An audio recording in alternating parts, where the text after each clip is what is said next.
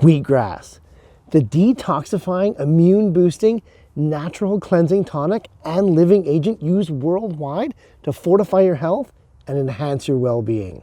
Wheatgrass is a superfood made from juicing the leaves of the common wheat plant. Available in capsule, powder, liquid, or fresh forms, wheatgrass's popularity is only superseded by its price. Fortunately, the seeds are really inexpensive, and growing your own is a piece of cake. It's a 4-step process from seed to harvest that'll have you bursting with unlimited wheatgrass in just 10 to 14 days. So let's get to it.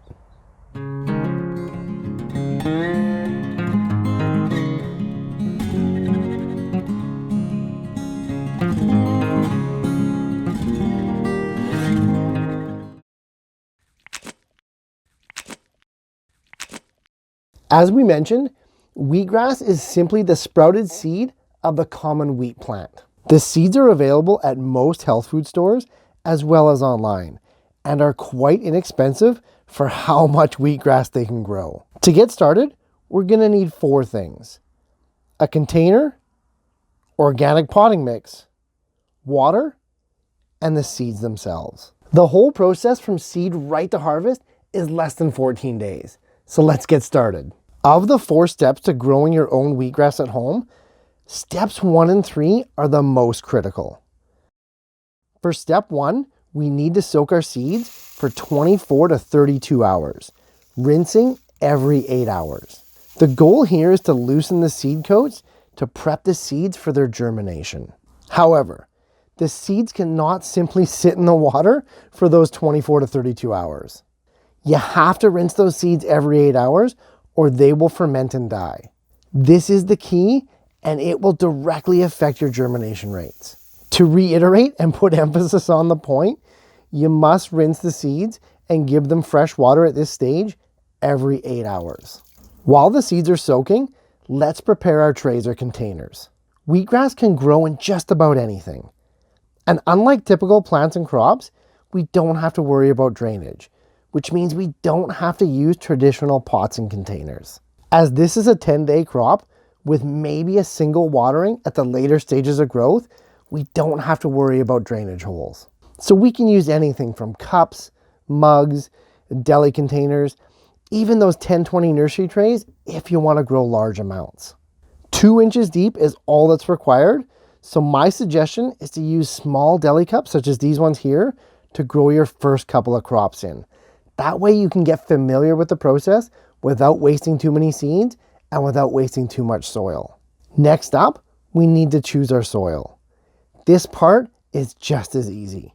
Any organic potting mix will do. Commercial options at just a few dollars per bag are perfectly fine. Fill your container of choice about 90% full, making it nice and level. That's all the prep that's needed, and after 24 to 32 hours of soaking, we're now ready to plant.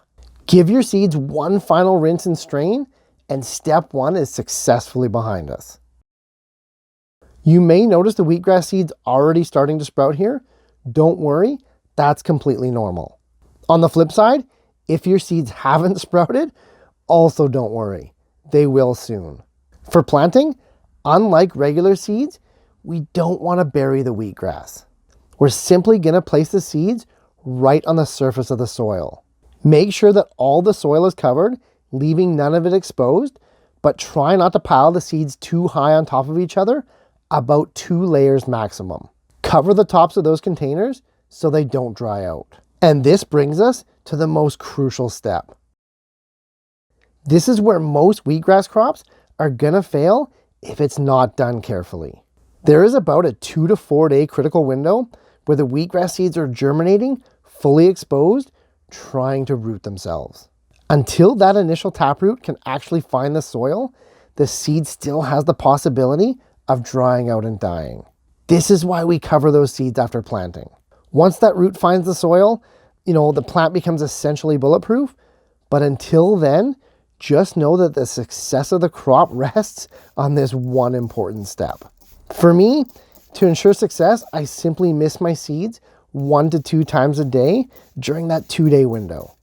This is more than enough to keep those new roots fresh and moist, And soon enough, they're going to find their way into the soil and the crop will be on its way.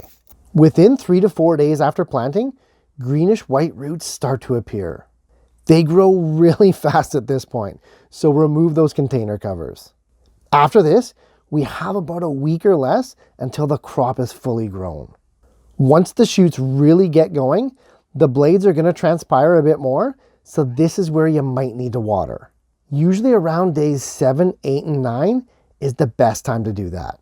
Wheatgrass is a very low maintenance crop, not just with the simplicity of watering once, but also with its light requirements. Yes, sunshine and full spectrum light will give you bigger, more lush blades, but wheatgrass grows just fine with indirect or the ambient light in your house. If you're not making money from wheatgrass, don't bother with fancy expensive light setups for maybe a 10% gain in harvest yield. After 10 to 12 days, your wheatgrass will be about 8 to 12 inches tall and ready for harvest. You can cut and harvest at any time, but it's when wheatgrass has grown this large and begin what is known as the jointing stage that it is the most nutritious. Simply cut the grass down about an inch above the soil level.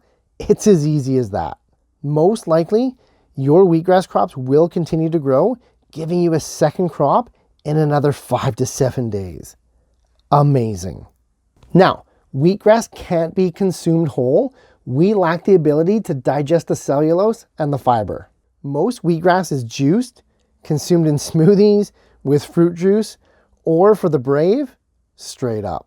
Wheatgrass is an amazing plant that unfortunately became really popular really fast, which is reflected in its price. Fortunately, as we've seen here today, it's extremely easy to grow your own so that you can always have a fresh source available for pennies a dose. Hey, if you have any other wheatgrass growing tips, make sure to share it with the community in the comments down below.